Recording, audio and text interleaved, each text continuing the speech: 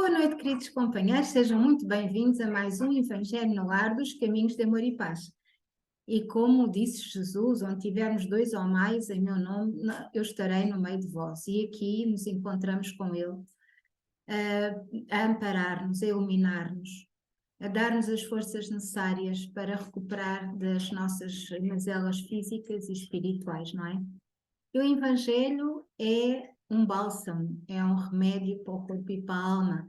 É uma lufada de luz pura que nós, em meditação e em pensamento, em reflexão e em estudo, trazemos para a nossa mente. A nossa mente que é o controle de todo o nosso corpo e é o controle dos nossos pensamentos, que nos vai ajudar a transmutar todas as vibrações negativas que possamos sentir e que trazemos nós mesmos para nós através de, muitas vezes, pensamentos distorcidos. Eu convido a todos que queiram para uma prece de abertura, lembrando, quem quiser, que tenha o seu copo de água ao pé, a sua garrafinha de água, para que ela seja fluidificada pelos bons espíritos, em nome do nosso amado Mestre Jesus e do nosso Pai Celestial. Esses fluidos energéticos são derramados nas águas, são adequados a cada pessoa que está a fazer a mentalização, a vibração nesse sentido. Portanto, se quiserem que a água seja fluidificada para toda a família, eu vos peço que pensem exatamente dessa forma, está bem? Para que a fluidificação possa ser feita de outra maneira. E assim, queridos companheiros, convido a todos que queiram para fechar os vossos olhos, relaxar e ficar tranquilos, respirarem serena e profundamente. A respiração é muito importante em todo o processo energético, em todo o processo de cura do corpo e do espírito. E nós às vezes esquecemos de respirar profundamente. E assim, amado Pai Celestial, aqui nos encontramos para refletir mais uma vez sobre as tuas leis cósmicas e universais, sobre as tuas verdades eternas, aquelas que o são de facto e que devem nortear a nossa vida. Aqui nos encontramos também para aprendermos com os ensinamentos da espiritualidade maior, que em teu nome, em nome do nosso amado Mestre Jesus, chegaram até nós, pelo cunho de Allan Kardec. E nos encontramos assim para refletir, para aprender, para trazer para dentro de nós a luz das palavras, a luz dos conceitos, a luz dos ensinamentos. E te pedimos que fiques conosco, hoje e sempre. Que assim seja. Imensa gratidão. E assim, queridos companheiros, vamos começar o nosso Evangelho de hoje com o Evangelho, como sempre, no capítulo 13. Que a vossa mão esquerda não saiba o que dá a vossa mão direita. E nós temos no item 9 instruções dos espíritos. Quem tiver o Evangelho da Verdade e Luz está na página 263.9, instruções dos espíritos. Se intitula A Caridade Material e a Caridade Moral. É uma mensagem que foi entregue a Allan Kardec pela irmã Rosália em Paris em 1860. E diz-nos assim, irmã Rosália: amemo-nos uns aos outros e façamos aos outros o que queremos que os outros nos façam. Nessas palavras se acham contidas toda a religião e toda a moral. Se elas fossem seguidas aqui na terra, todos vós seríeis perfeitos, sem ódios e sem desentendimentos. E eu ainda diria mais, sem pobreza, porque do supérfluo da mesa de um rico, muitos pobres se alimentariam, e não verias mais nos sombrios quarteirões em que habitei, durante a minha última encarnação, pobres mulheres arrastando atrás de si crianças miseráveis, carentes de tudo. Ricos, pensai um pouco em tudo isso, ajudai os infelizes o mais possível, auxiliai para que um dia Deus vos retribua o bem que tiverdes feito, para que encontreis, ao deixardes o vosso invólucro terrestre, um cortejo de espíritos agradecidos que vos receberão à entrada de um mundo mais feliz. Se pudesseis imaginar a alegria que senti ao encontrar no além aqueles a quem pude ajudar na minha última encarnação. Amai, pois, o vosso próximo, amai-o como a vós mesmos, porque agora já sabeis que assim feliz que estáis repelindo, talvez seja um irmão, um pai, um amigo que afastais para longe de vós. E então, ao reconhecê-lo no mundo dos espíritos, que imenso será o vosso desespero. Desejava que compreendesses bem o que deve ser a caridade moral, aquela que cada um de vós pode praticar, aquela que nada custa de material, mas, no entanto, é a mais difícil de ser praticada. A caridade moral consiste em suportar uns aos outros, e é o que menos fazeis nesse mundo inferior em que estáis, perdão.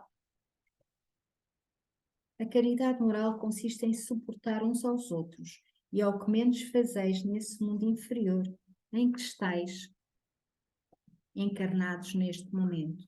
Existe um grande mérito, acreditai, no que digo, em alguém saber calar para deixar que fale outro mais tolo, pois essa atitude também é uma forma de caridade.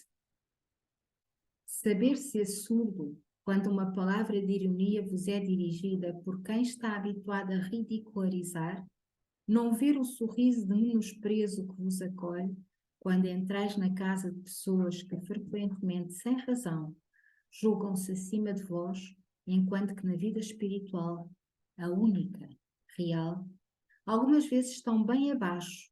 Eis aí um mérito, não de humildade, mas de caridade, porque não considerar os erros dos outros é caridade moral. Não considerar os erros dos outros. Não considerar os erros dos outros leva-nos diretamente a não julgar, não é? Quando nós não consideramos os erros dos outros, não passa pela nossa mente o julgamento, mas sim a aceitação da diferença. E quando nós já temos capacidade para agir, como a irmã Rosália aqui nos diz, entrarmos numa casa ou num local onde toda a gente nos critica por achar que está acima de nós, ignorarmos o sarcasmo ou os comentários menos próprios daqueles que se julgam estarem em cima de nós, é de facto uma caridade moral, mas é também um indicador de que nós já evoluímos um pouquinho mais dentro de nós mesmos. Mas é não considerar, é não ouvir, é não pensar que os outros estão a errar e depois não ficar magoado. É simplesmente aceitar aquilo que os outros são e seguirmos com a nossa vida. É muito difícil. Nós já vamos conseguindo, com certeza, algumas destas situações que a irmã Rosália aqui nos indica. Mas não ficarmos magoados dentro de nós mesmos será um passo derradeiro para nós entendermos que já evoluímos um pouco mais dentro de nós mesmos. E isso é caridade moral. Caridade moral para com aqueles que assim agem, mas caridade moral também para conosco, porque já não deixamos que esse tipo de vibrações tenham impacto no nosso equilíbrio interior. Já não deixamos que esse tipo de vibrações invadam o nosso ser para aí se instalarem e andarmos a pensar nelas durante tanto tempo às vezes. E todas essas instalações destas energias, destas ideias, destas palavras e às vezes ficam connosco, causam-nos mal, não é? Causam-nos mal, causam-nos desequilíbrio primeiro, tiram-nos o foco, tiram-nos a harmonia interior e depois, se nós continuarmos com elas, podem até, consoante o que for, durante dias, tirar-nos a paz, não é? Portanto, é uma caridade moral para com os outros e uma caridade moral para com nós, connosco mesmo, não é? Entretanto, esta caridade não deve impedir a prática de outra. Pensai principalmente em não desprezar o vosso semelhante. E aqui está o julgamento. Não julgueis, porque nós, para desprezar, temos que julgar. Nós não conseguimos desprezar alguém se não julgarmos primeiro que aquele alguém não está correto, ou que aquele alguém agiu mal, ou que aquele alguém falou mal. Isto é um julgamento, não é? O que não quer dizer, por exemplo, que nós não saibamos, ao ouvir, ao sentir ou ver alguma situação, nós não saibamos que aquela situação não é equilibrada. Agora, entre nós sabermos que a situação não é equilibrada e nós fazermos juízos de valor em relação às pessoas, há uma grande diferença. E são exatamente esses juízos de valor, a que chamamos críticas ou julgamento, que vai levar a desprezarmos esses mesmos seres, não é? Lembrai de tudo o que eu já vos disse. É preciso ter sempre em mente que no pobre rejeitado desdenhosamente podeis estar repelindo um espírito que vos foi querido e que se acha momentaneamente em uma posição inferior à vossa. Revi um dos pobres da terra a quem pude por felicidade ajudar algumas vezes e a quem, por minha vez, tenho agora de implorar. Lembrai-vos de que Jesus disse: somos irmãos, e pensai sempre nessas palavras, antes de repelir o leproso ou o mendigo. Adeus, pensai nos que sofrem e orai. Esta passagem do Evangelho da irmã Rosália é muito bonita. É muito bonita porque ela é muito suave, é muito terna, é muito pura, mas contém tudo aquilo que Jesus nos ensinou. Amai-vos uns aos outros como irmãos, como ela começa por dizer. E nós, muitas vezes, ainda julgamos muito, não é? Ainda sem querer, porque vemos alguma coisa, às vezes nem precisamos de interagir, às vezes é só ver e automaticamente o nosso pensamento faz um julgamento, não é? Quando nós conseguirmos ver alguma pessoa, alguma situação, alguma coisa, e em vez de um julgamento fizermos uma prece, nós estamos no caminho da mudança, não é? E depois da prece, se nós conseguirmos amparar, melhor ainda. E quando amparamos, amparamos os dois lados, amparamos-nos a nós e amparamos aqueles por quem estamos a orar. E para completar a leitura do nosso Evangelho, como já vai sendo hábito, porque nós nunca trabalhamos sozinhos, nós estamos sempre a trabalhar em equipa, todos nós em todas as circunstâncias, estamos sempre a trabalhar em equipa física ou equipa espiritual. Nós estamos sempre rodeados de bons irmãos para nos ampararem nas nossas tarefas, não é? Quando nós assim pedimos e quando nós assim os deixamos entrar na nossa vida. Para completar, dizia eu, esta leitura maravilhosa do Evangelho que nos incita ao bem, que nos incita à caridade, que nos incita à reflexão, que nos incita à aceitação, no fundo, que nos incita a amarmos uns aos outros como irmãos, saiu para complemento do livro Fonte Viva de Chico Xavier pelo Espírito Emmanuel, o capítulo 118, que está na página 253 e que se intitula Em Nossas Tarefas. Eu acho que não podia estar mais em sintonia, pois não? E diz-nos assim este capítulo 118, que tem como abertura a frase de Paulo na sua carta aos Romanos, capítulo 12, versículo 16. Não ambicioneis coisas altas, mas acomodai-vos às humildes. Reconhecer o erro em nós mesmos. E reconhecer o erro, não é preciso ser o erro de coisas feitas assim grandiosas, mas reconhecer, por exemplo, o erro do que falámos agora a respeito do Evangelho. um pensamento de julgamento, um pensamento de crítica, um pensamento de desprezo para com aqueles que estão ao nosso redor, que às vezes nós fazemos sem a consciência da maldade, não é? Nós fazemos porque estamos habituados, houve um processo muito longo, muitas vidas, a termos o mesmo tempo, o mesmo tipo de atitudes e de procedimentos. E depois ele vem em automático, não é? Assim como também somos muitas vezes alvo exatamente desse desprezo e dessas situações. Muitas vezes não tem a ver só com a questão do automatismo, tem a ver também com o nosso ego, obviamente, não é? E é nas pequeninas coisas que nós devemos refletir como estas. E isto tem a ver também com humildade. Sermos humildes de reconhecer que nós não somos perfeitos. E que estes pensamentos vêm à nossa mente, sim. E vêm muitas vezes sem nós querermos.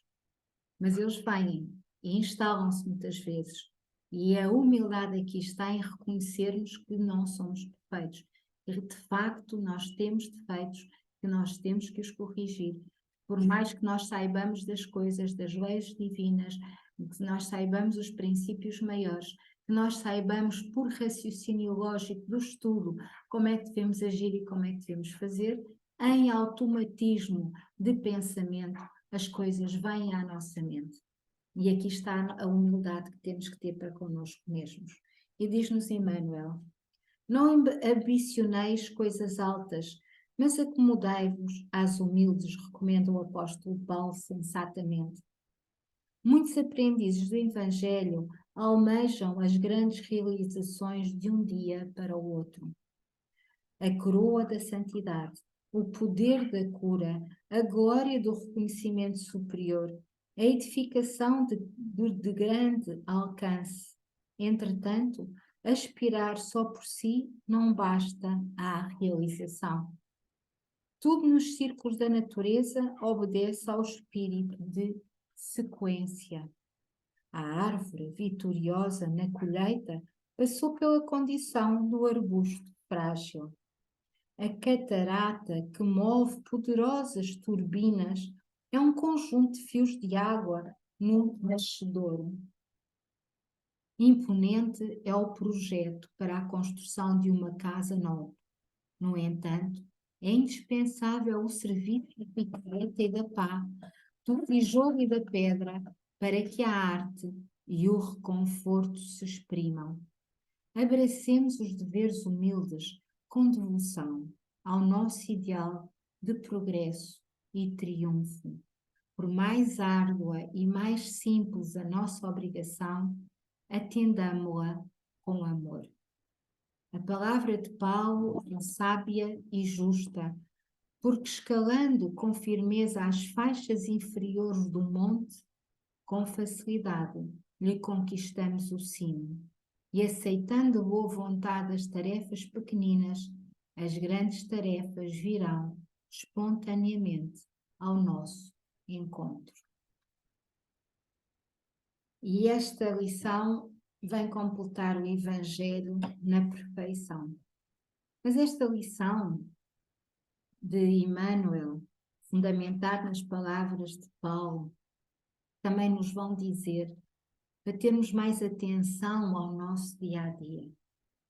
Quantas vezes nós, ao planearmos o nosso dia e ao irmos para as nossas tarefas, estamos tão focados naquilo que temos para fazer, que quando algum irmão nosso cruza o nosso caminho para partilhar connosco alguma angústia ou alguma situação, nós não temos tempo de o ouvir.